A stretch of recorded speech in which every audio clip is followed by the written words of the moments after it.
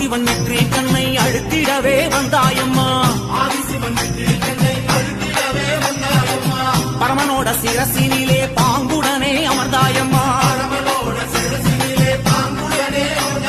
கங்கையம்மா தேவி நீ கண்ண